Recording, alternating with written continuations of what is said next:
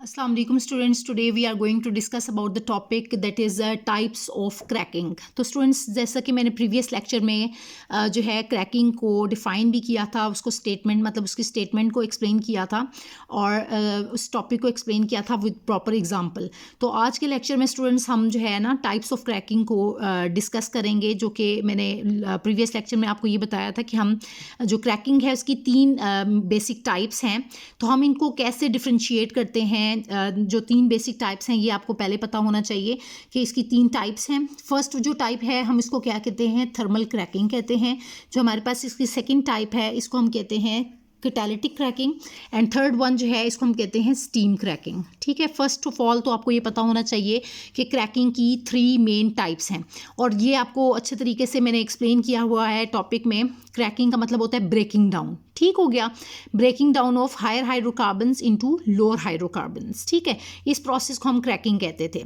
लेकिन अब हम इन तीनों टर्म्स को यानी कि जो टाइप्स हैं हम इनको कैसे डिफ्रेंशिएट करते हैं, थर्मल क्रैकिंग क्या है, कैटालिटिक क्रैकिंग क्या है और स्टीम क्रैकिंग क्या है, इसको आज के लेक्चर में डिस्कस करेंगे. तो स्टूडेंट्स, सबसे पहले हम आते हैं अपने फर्स्ट जो टाइप है, अपनी फर्स्ट टाइप को एक्सप्लेन करते हैं. तो थर्मल क्रैकिंग क्या है. थर्म कहते हैं, आपको पता है हीट को कहते हैं. ठीक है, थर्मल का मतलब क्या है, थर्म मीन्स हीट.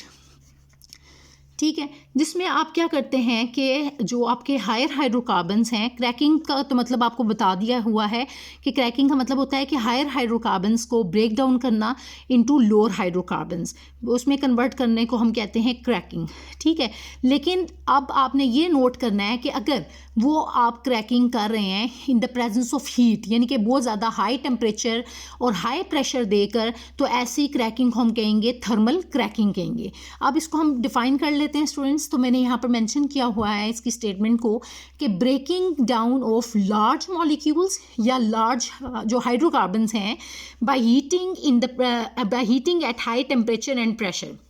तो इसमें आपने जो बेसिक टर्म को आपने बाकी से डिफ्रेंशिएट करना है, वो कैसे आप करेंगे कि high temperature and high pressure आप देंगे तो इसको हम कहते हैं थर्मल क्रैकिंग, जिसमें हाई टेम्परेचर और प्रेशर दे रहे हैं, यानी कि बहुत ज़्यादा हीट अप कर रहे हैं, बहुत ज़्यादा हाई टेम्परेचर देकर. तो इस क्रैकिंग को हम कहते हैं थर्मल क्रैकिंग. और ये इसको आपने टर्म को से ही इसके नाम से ही आपने पहचान लेना है कि थर्मल का मतलब होता है हीट. थर्म मीन्स हीट, तो हाई टेम्परेचर और प्रेशर दे के, तो इसको हम कहते हैं थर्मल क्रैकिंग.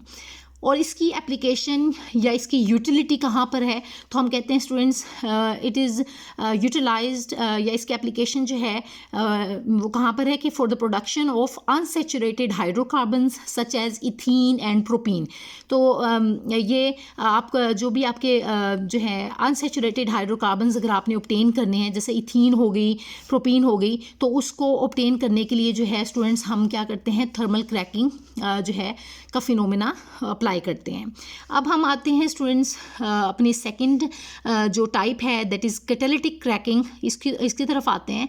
तो स्टूडेंट्स कैटालिटिक क्रैकिंग में भी सबसे पहले तो आप देखें कि क्रैकिंग आया, तो क्रैकिंग का मतलब तो वही है, आपने सेम रिपीट हुआ कि इसमें भी आपने करना यही है कि ब्रेकिंग डाउन ही होगी लार्ज मॉलिक्यूल्स, यानी कि लार्ज हाइड्रोकार्बन्स जो हैं वो लोअर हाइड्रोकार्बन्स यानी कि हायर हाइड्रोकार्बन्स लोअर हाइड्रोकार्बन्स में कन्वर्ट होंगे, लेकिन in the presence of catalyst. क्योंकि वर्ड इंडिकेट कर रहा है कैटालिटिक, तो इसको आप देख के बता सकते हैं कि जो कि कैटलिस्ट की मौजूदगी में होगी. ठीक है, तो ये आपने किस वजह से कहा, कैटलिस्ट की मौजूदगी में, तो इसको हम कहते हैं कैटालिटिक क्रैकिंग. तो अब इसकी कंडीशंस भी देख लेते हैं. इसमें फर्स्ट मैंने एक्सप्लेन किया जो थर्मल क्रैकिंग में इसकी मेन कंडीशंस क्या थी कि हाई टेम्परेचर होना चाहिए और हाई प्रेशर होना चाहिए, ये 2 कंडीशंस थी. जबकि यहाँ पर आपने जो बात नोट करनी है वो ये कि स्टार्ट में आपने सेम रखना है कि breaking down of large molecules या hydrocarbons at low temperature and low pressure. इसमें और इसमें डिफरेंस सब आपको यकीनन पता चल गया होगा कि इसमें आपने टेम्परेचर क्या रखना है, हाई टेम्परेचर रखना था और हाई प्रेशर रखना था. जबकि इसके अंदर क्या होता है कैटालिटिक क्रैकिंग के अंदर कि आप जो टेम्परेचर है वो आप लो टेम्परेचर देते हैं और वो अबाउट कितना होता है 500 डिग्री सेल्सियस, और लो प्रेशर आप जो है इसमें अप्लाई करते हैं और वो कितना होना चाहिए 2 एटमॉस्फेरिक प्रेशर जो है वो आप देते हैं. ठीक है, तो ये जो इसकी कंडीशंस थी, एक तो ये कंडीशन है कि लो टेम्परेचर हो और सेकंड कंडीशन जो है वो लो प्रेशर हो, और थर्ड जो कंडीशन वो जो कि मोस्ट इंपॉर्टेंट है वो ये है कि प्रेजेंस ऑफ कैटलिस्ट, क्योंकि कैटालिटिक क्रैकिंग है तो इसी वजह से हम कहते हैं कि ये कैटलिस्ट की मौजूदगी में होगी। तो थर्ड इसके अंदर जो बेसिक कंडीशन रिक्वायर्ड है वो है प्रेजेंस ऑफ कैटलिस्ट, कैटलिस्ट मौजूद लाजमी होना चाहिए, तभी हम इसको कहते हैं कैटालिटिक क्रैकिंग। अब इम्पॉर्टेंट पॉइंट वो ये है स्टूडेंट्स के हमसे पूछा जाता है कि जो कैटलिस्ट है वो हम कौन सा यूज़ करेंगे। तो कैटालिटिक क्रैकिंग के अंदर मोस्टली जो है हम मिक्सचर ऑफ जो है कैटलिस्ट यूज़ करते हैं, जिसमें ये जो दो कैटलिस्ट हैं आपका सिलिका और एल्यूमिना, ठीक है। तो SiO2 इसको हम क्या कहते हैं, सिलिका कहते हैं। मैं यहाँ पर मेंशन कर रही हूँ SiLiCa सिलिका, और ये जो Al2O3 है इसको हम कहते हैं एल्यूमिना, ठीक है, एल्यूमिना बोलते हैं हम इसको। तो सिलिका और एल्यूमिना इन दोनों का मिक्सचर जो है वो अप्लाई किया जाता है एज अ कैटलिस्ट, और कैटालिटिक क्रैकिंग जो है वो की जाती है परफॉर्म। अब इसका जो नेक्स्ट है इसकी एप्लीकेशन की तरफ हम आते हैं स्टूडेंट्स। तो एप्लीकेशन इसकी क्या है, कैटालिटिक क्रैकिंग का क्या रोल है, या इसकी कहाँ पर यूटिलाइजेशन है, कहाँ क्या इसकी यूटिलिटी है, कहाँ पर हम इसको अप्लाई करते हैं।